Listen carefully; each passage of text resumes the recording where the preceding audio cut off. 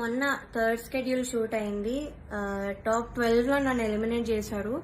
Actually first schedule నుంచి కూడా చాలా జరిగాయి. అప్పుడే నేను క్విట్ అవుదాం అనుకున్నాను, బట్ కాంట్రాక్ట్ సైన్ చేశాను. So I had no option.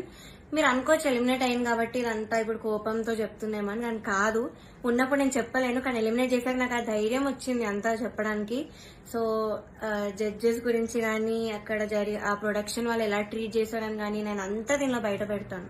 So నేను ఒక గుడ్ థింగ్ తో స్టార్ట్ చేస్తాను. పాడతీగలో ఒక good thing orchestra.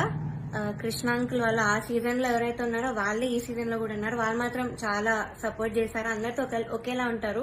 And mentor Srinivas sir, ఆయన కూడా నన్ను ఎప్పుడు కూడా you are the most talented అని మొన్న కూడా నాతో వచ్చి చెప్పారు. సో వీళ్ళిద్దరికి మాత్రం I'm very very thankful. They are my favourite people. So this is the only good thing Padutha Theeyaga ఈ సీజన్ లో.